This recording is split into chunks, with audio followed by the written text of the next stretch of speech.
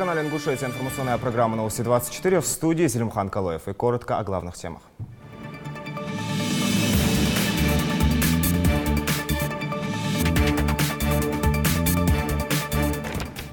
Сегодня вся страна отмечает День народного единства. Народные гуляния и торжества прошли в Назране. Шахматные тяжеловесы снова сошлись в Ингушетии. Сегодня третий тур первенства СКФО. Пора нести ответственность за исправность счетчиков. Расскажем о новшествах.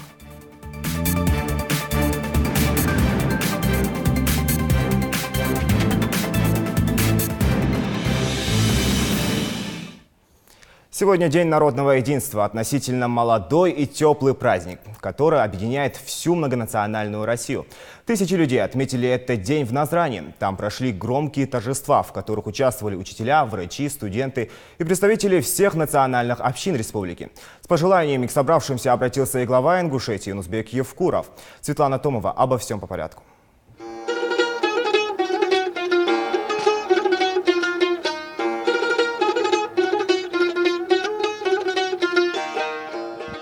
Свою любовь к Ингушетии Якуб Ташмирзаев выражает через музыку. В республику 10 лет назад он приехал из Узбекистана, а тот факт, что представители других народов уже многие годы живут в Ингушетии, которая успела стать для них родным домом, говорит о главном – единстве. Больше 10 лет я живу, мы живем здесь, мы, много узбекистанцев, все хорошо, и живем, работаем, никто не обижает. Как у нас в Узбекистане, мы живем здесь. Я хочу пожелать всем ингушским народу здоровья, счастья, чтобы еще процветал город и все, еще дружно были. Еще мы дружились, еще жили дольше. Любой из 365 дней в году ингушами может праздноваться как День народного единства. Именно это качество всегда было присуще нашему региону. Другое дело, что официально такой день отмечается лишь раз в году. Поэтому в Назрань съехали жители со всех уголков региона. К гостям праздника обращается глава Ингушетии. Юнусбек Евкуров отмечает достижения народа в развитии региона и укреплении межнациональных отношений. Единство – это расцвет народа, нации, республики, государственности. Только в единстве сила. И когда мы едины, мы непобедимы. Единство многонационального народа Великой России необходимо всегда. И сегодня, и вчера, и завтра. Потому что много есть международных коалиций, которые хотят или не хотят расцвета нашей великой страны. Единство нужно нашему народу. Мы создали в республике великолепные условия для демократии. Создали условия для того, чтобы ликвидировать и трехсменку, минимизировать двухсменку в школах, ликвидировать очередности в дошкольных учреждениях. Все это делается для того, чтобы дать подрастающему поколению достойное образование. Все это можно делать и дальше продолжать, и мы будем это продолжать. Но должно быть единство среди нашего народа. Мы делаем все, чтобы наша республика, как один из наиболее динамично развивающихся регионов страны, а мы это наблюдаем за последние годы, и дальше продолжала такое же динамичное развитие. Есть для этого и планы, и ресурсы, и средства, и команда работоспособная, а самое главное народ, который ценит вот эти достижения. Дорогие друзья, хочу сегодня пожелать мира, добра, процветания всей нашей великой стране. Без великой мощи, без великой страны, конечно, регионы не могут быть и сильными, регионы не могут развиваться. С приветственным словом в адрес жителей Ингушетии обратился и Зелимхан Евлоев. Председатель правительства отметил значимость этого мероприятия, которое объединяет не только народы, живущие в регионе, но и во всей многонациональной России. Наше общество прошло сложный, тернистый путь обретения своей республики. Большие испытания, такие как конфликты и террористические атаки. И сегодня, заглядывая несколько лет назад, можно сказать, что при поддержке народа благодаря нашему единству мы с вами преодолели экстремизм. Мы сегодня получили долгожданный мир. И последние 5 лет после преодоления всех тех сложностей мы начали строить свою экономику, строить объекты социального характера и начали заниматься патриотическим воспитанием и своего подрастающего поколения. И ярким подтверждением этому служит то, что сегодня не только на мероприятиях, проводимых органами власти, но и частными лицами, частными организациями у себя во дворах звучат полные тексты гимна Российской Федерации и Республики Ингушетия. Это есть завоевание сегодняшней нашей республики. В день, когда люди разных национальностей объединяются в одну большую семью, в республику приехали и гости из соседних регионов. Они отмечают гостеприимство и сплоченность ингушского народа. Это очень важный день, когда люди должны искать то, что их объединяет.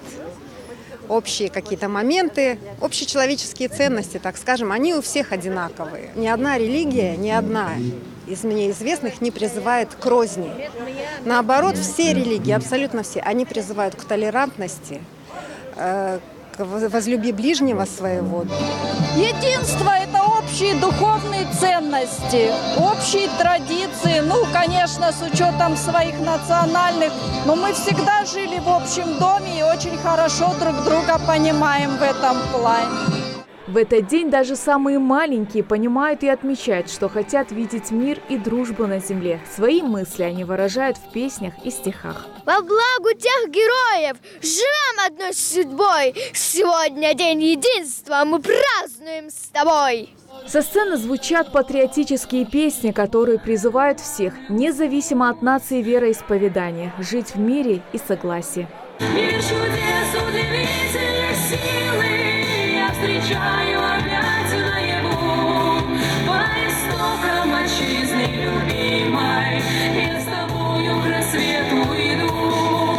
Все народы, проживающие на территории Ингушетии, всегда славились своей дружбой и готовностью выручать друг друга в любой ситуации. День единства показывает силу и мудрость многонационального региона. Где единство, там мир. Где его нету, там война, разруха, убийство. Поэтому вы сами, дорогие люди, осудите, что такое в нашей жизни означает Днем единства народов Российской Федерации. Дай Аллах, чтобы это было во всем мире и был примером это большой миру, земле, чтобы были такие дни у всех республиках, находившихся на этом земном шаре, чтобы День единства народов был везде и всюду. Конечно, для нас самое главное – это мир. Мир, согласие. И поэтому я поздравляю всех с этим таким замечательным праздником, Днем народного единства.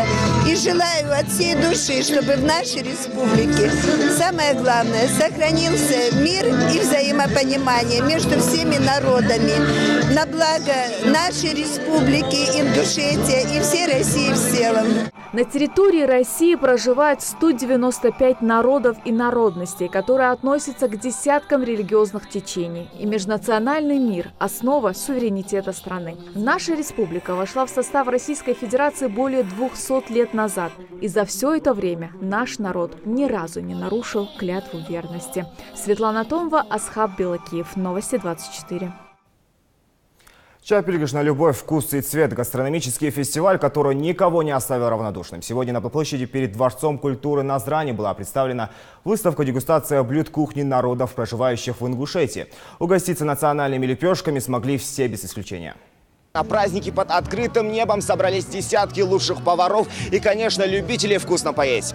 Традиционные блюда народов России, секреты национальной кухни и кулинарные мастер-классы. Не покидая города, совершить путешествие по всей России и отведать настоящие ингушские лепешки на фестивале «Чапельг-2018». У столиков с национальными лепешками настоящий ажиотаж. Испробовать эталон ингушской кулинарии не отказывается никто. Причем готовят их в нескольких шатрах одновременно. Каждый отличается своим вкусом, и это не странно. Рецепт у каждой хозяюшки свой, фирменный. Солитровые соды, туханда тирачут. Я хосколдычен обычно футух, хохотух, это чамахуголыш. Что такое? Заместить тесто и напечь полсотни лепешек – это только для начала. Впрочем, у Дзейбы Эльдиевой почти все готово. Чтобы первый чапель не получился комом, конкурсанткам нужно постараться. Словом, Дзейба в этом деле далеко не новичок и может дать мастер-класс всем желающим.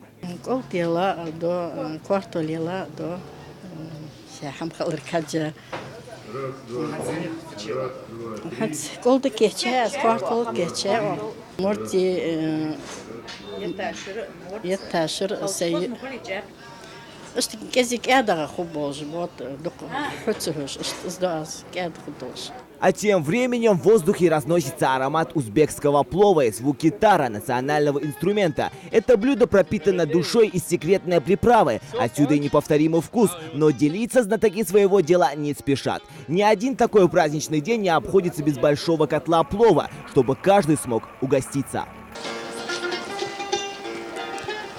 Скажите, плов вообще, вы говорите, что можно перемешивать по 2 раза, да?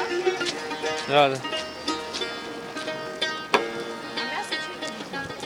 Мясо, когда готово будет, тогда... Плов, лепешки с творогом, картошка и даже с тыквой. Настоящий гастрономический тур, иначе его не назовешь. Участницы соревнуются не на скорость, а на вкус и количество. Чем больше сытых людей, тем больше лайков. И победа обеспечена. В составе жюри опытные дегустаторы, гурманы, удивить которых непросто.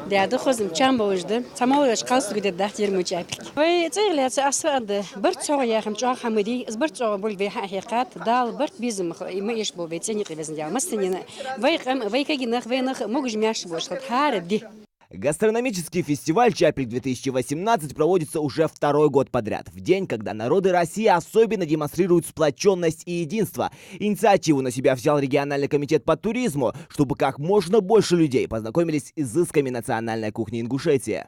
Именно вот назвали чапель, это традиционное блюдо, да, визитная карточка ингушской кухни.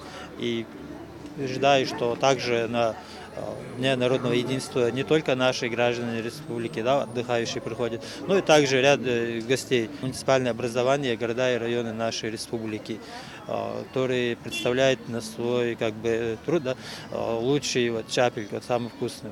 И по итогам конкурса будут также определены самые лучшие чапель, первые, вторые, третьи, вот такие призовые места, которые будут отмечены ценными подарками и призами. Сколько килограммов плова и чапельгаш съедено не сосчитать, но с уверенностью можно сказать одно – голодным никто не ушел. А многие хозяйки заполучили еще и рецепты вкуснейших национальных блюд. Зелимхан Калоев, Асхат Белакиев, Новости 24.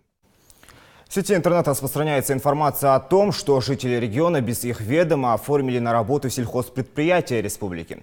Вот как прокомментировали эту ситуацию в Совете безопасности Ингушетии. В социальных сетях появилась такая информация о том, что какое-то определенное количество людей узнают, что они были якобы оформлены в ГУПах, но тем не менее люди об этом ничего не знали. Соответственно, данной информации по указанию главы республики аппаратом Совета безопасности начата проверка по тем ГУПам, которые там указываются. Это ГУП «Магаз», ГУП «Атлас», Малгобекский ГУП. В данное время отдел по противодействию коррупции аппарат Совета безопасности проводит комплекс мероприятий совместно с правоохранительными органами, так как огромное количество, около несколько десяток обращений, которые поступили и в прокуратуру республики, соответственно, там тоже проводится в рамках законов прокурорская проверка. Если где-то какие-то факты будут установлены, соответственно, будут приниматься меры в рамках закона по привлечению к ответственности должностных лиц, которые допустили вот это нарушение. Исходя из той информации, которую сейчас мы получили в рамках работы в течение вот этих 2-3 дней, у нас фактов, подтверждающих о том, что это продолжалось несколько лет или где-то в предыдущие годы были такие ситуации, не подтверждаются. Единственное, летом этого года ООО «Спектр» при предоставлении отчетности некоторых ГУПов были выявлены вот такие цифры. Соответственно, заработная плата в рамках вот данной проверки установлено, что заработная плата этим лицам не начислялась. Соответственно, если где-то человек трудоустраивается, должен быть какой-то договор найма, должны быть обе стороны, и наниматель, и работодатель. И человек, который устраивается на работу, соответственно, он должен какой-то определенный пакет документов представить. Соответственно, все это не подтверждается. И в данное время в рамках прокурорской проверки все эти отчетности опять-таки приводятся в соответствие. Там будет дана правовая оценка. Каждое должностное лицо, которое допустило вот данный факт, а факт он имеет место, будет нести ответственность в рамках закона.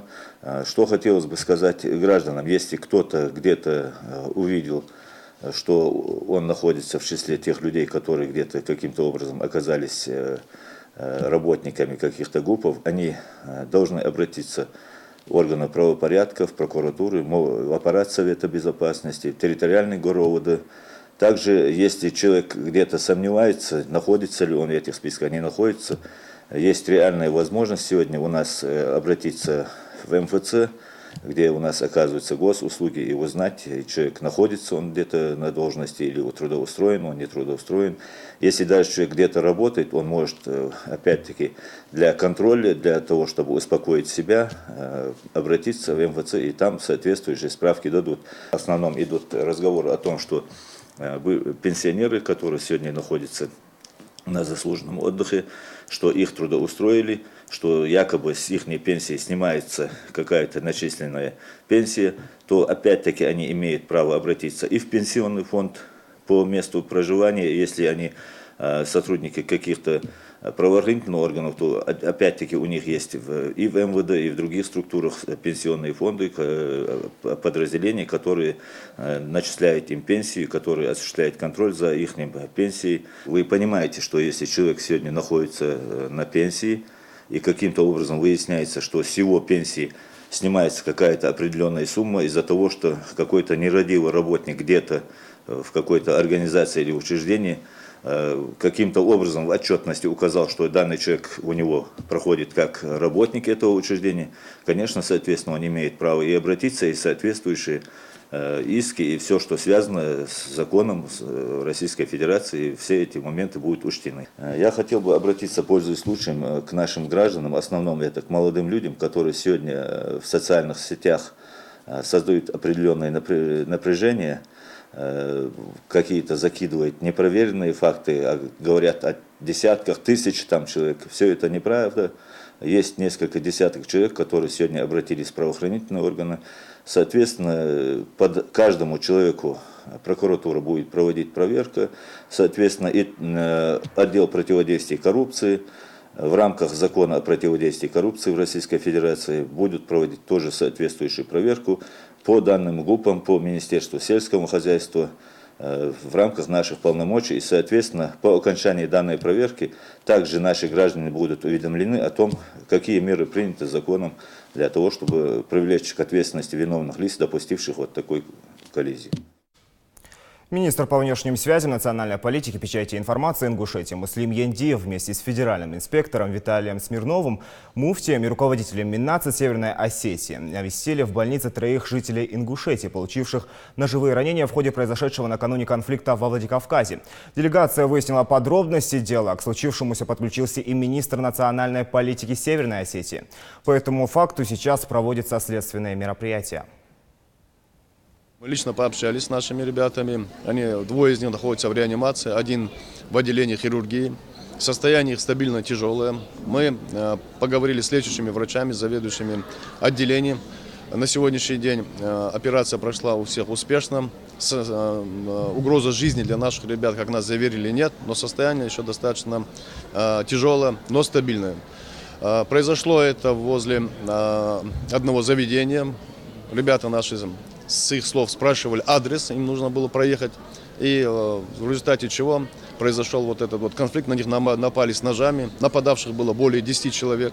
Они будут привлечены к ответственности, в этом нас заверили все, абсолютно все инстанции. И Миннац Осетии вместе с нами подключился к расследованию этого дела. И аппарат полномочного представителя президента России в нашем округе.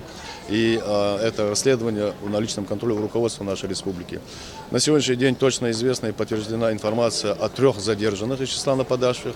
Нас заверяют, что это дело 100% раскрываемое, что у них есть записи, есть все подозреваемые. В ближайшие часы мы ожидаем, что все нападавшие будут задержаны, и дальше в отношении них будет уже в рамках закона применены все соответствующие меры по наказанию. Сегодня третий тур отыгрывают участники первенства СКФО по классическим шахматам. Напомню, соревнования стартовали в регионе 2 ноября. Партии разыгрывают более 150 участников в 2 категориях – мальчиков и девочек до 9, 11 и 13 лет, а также юношей и девушек до 15, 17 и 19 лет. Соревнования проводятся по швейцарской системе в 9 туров в соответствии с действующими правилами ФИДЕ. Результаты интеллектуальных баталий станут известны по итогам 9-го тура 10 ноября.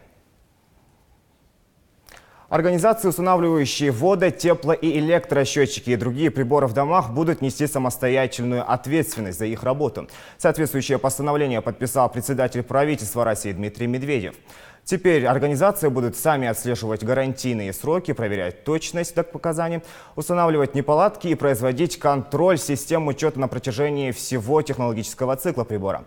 Документ, разработанный Минстроем России, также позволит заключить договоры жизненного цикла при закупках систем учета энергоресурсов и коммунальных услуг. Россия оказалась на 1-м месте среди стран с нетронутой природой. Протяженность таких территорий составляет около 15 миллионов квадратных метров. Примерно половину из них занимают нетронутые человеком российские моря. По природным показателям наша страна оказалась на одном ряду с США, Бразилией, Австралией и Канадой. Ученые утверждают, что именно неосвоенные земли смогут смягчить последствия климатических изменений. Исследователи призывают установить международный контроль над безопасностью наиболее уязвимых территорий. Все информационные выпуски и анонсы наших программ смотрите на официальных страницах в соцсетях Facebook, Instagram, YouTube, Twitter и ВКонтакте. У меня на этом все. Оставайтесь на канале Ингушетия и до встречи в эфире.